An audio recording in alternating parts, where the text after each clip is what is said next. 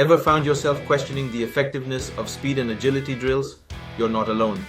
Today we're going to unravel the truth behind these drills and their impact on our young players. Are they the magic formula for creating the next Messi or Ronaldo? Or are they just a piece of a much larger puzzle? Let's dive in.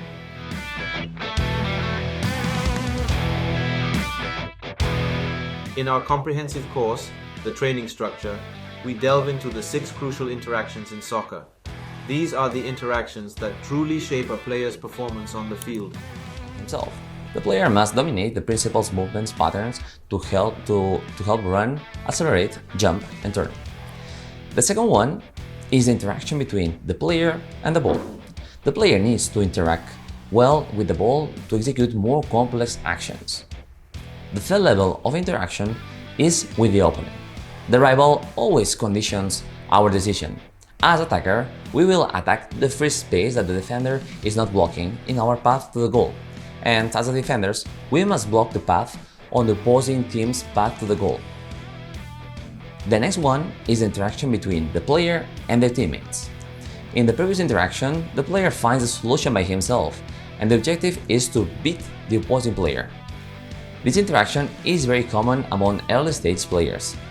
They can have a relation with other players, and their behavior is selfish. They want the ball for themselves.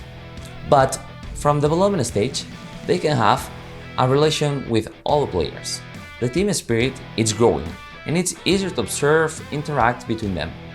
The fifth interaction is the interaction between teammates to beat opponents. At this level, the players identify the opposing of the rivals and the relationship with other teammates that can help them to solve the situation.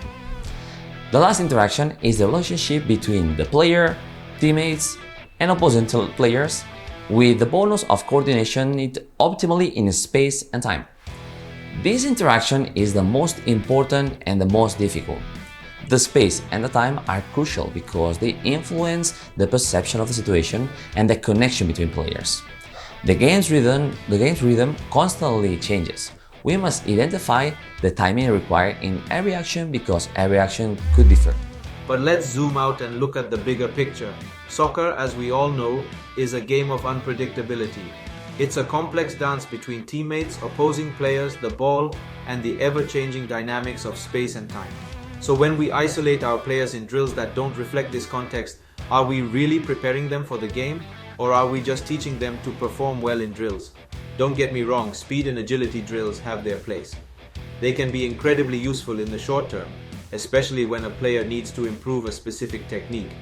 But we must remember the game's environment always influences a player's actions. So, how do we bridge this gap? How do we ensure that our drills are not just improving technique, but also decision-making, perception, and adaptability? The answer lies in creating a more realistic training environment. Here's a tip. Reduce the number of players. Work in smaller situations where players have fewer teammates to perceive. This way, they'll have more contact with the ball. The more they participate, the more they improve. And it's not just about ball contact. By reducing the number of players, we're also simplifying the environment. We're making it easier for players to perceive the game, make decisions, and ultimately learn. So, there you have it. Speed and agility drills are a tool, but they're not the only tool. They're a part of a much larger coaching strategy, one that considers the complexity and unpredictability of the beautiful game. Our course, The Training Structure, dives deeper into this strategy. It's a guide for coaches who want to understand the why behind their coaching methods. 40% global methodology, 30% global methodology with context, and 10% systemic. Depending on our group, we can give them a 20% of the time applying analytic methodology. You can find it in the description below. Remember, the best coaches are always learning, always improving. So if you found this video helpful, give it a like, share it with your fellow coaches, and don't forget to hit that subscribe button for more insights. Until next time, keep coaching, keep learning, and keep inspiring.